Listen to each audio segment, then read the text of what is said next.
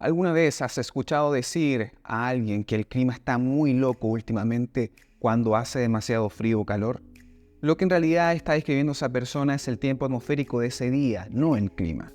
El clima de hoy es el mismo que el de mañana. Pero ¿cuál es la diferencia?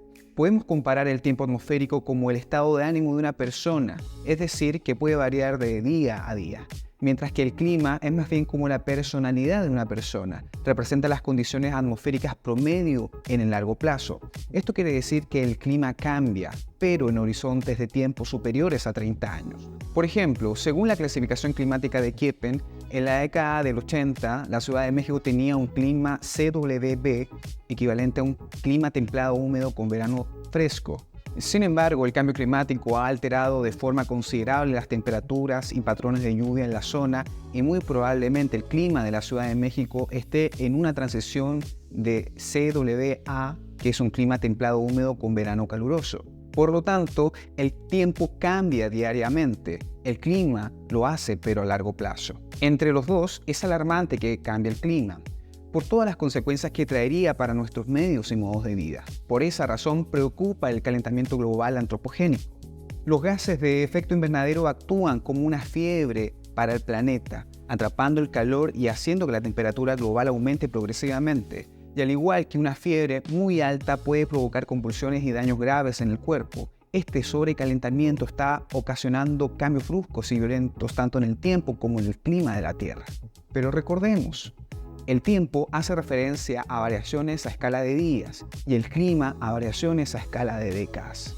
Sin embargo, a la larga, lo que importa es el clima. Los cambios en el clima impulsados por el calentamiento global antropogénico no significan que hará más calor todo el tiempo, todas partes. Más bien, causa que haya más temperaturas extremas. Unos días y unos lugares sentirán mucho más calor, otros mucho más fríos o lluvia.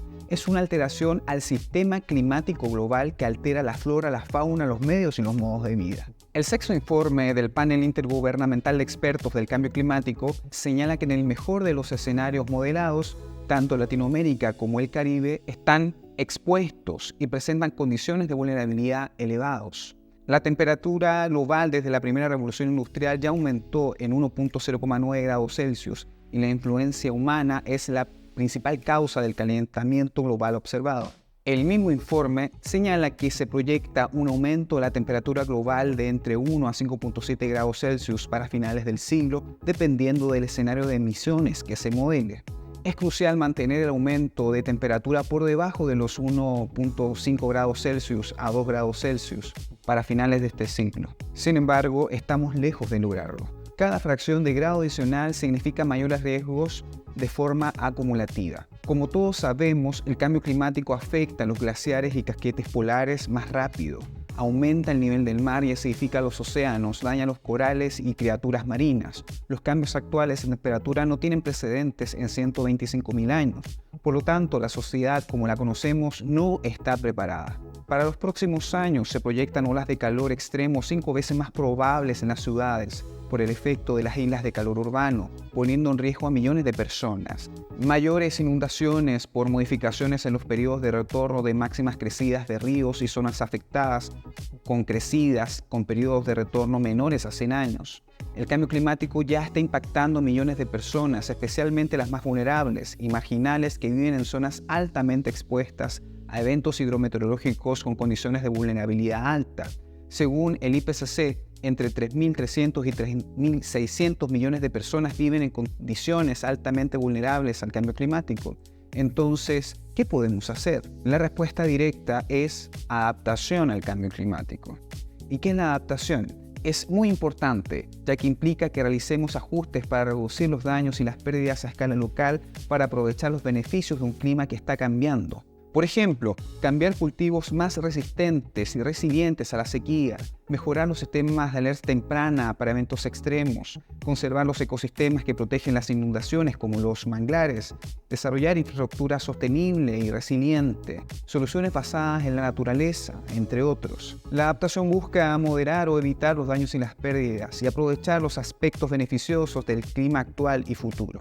Requiere ajustes no solo en sistemas humanos, sino también en sistemas naturales. Al adaptarnos, reducimos el riesgo de sufrir desastres. Sin embargo, existe una brecha crítica de financiamiento para la adaptación al cambio climático.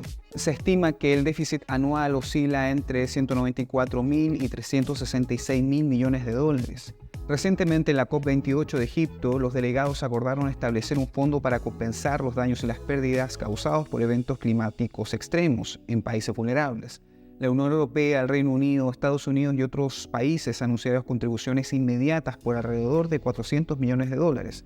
Esto parece ser una fortuna. Sin embargo, esta cifra representa apenas el 0,14% del promedio del déficit. Dicho monto resulta claramente insuficiente frente a los cuantiosos daños y pérdidas ocasionadas por eventos hidrometeorológicos intensificados por el cambio climático en poblaciones vulnerables alrededor del mundo.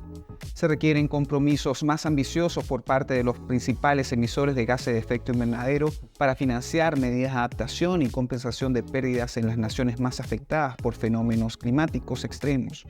De lo contrario, la brecha continuará ampliándose exponencialmente, agravando aún más las condiciones de vida de millones de personas. El futuro de nuestro planeta depende de acciones decididas que deben partir por nuestros países, pero también nosotros, tú y yo, debemos cumplir un rol. ¿Cuál crees que puede ser tu rol en la adaptación al cambio climático? Déjamelo en los comentarios y conversemos.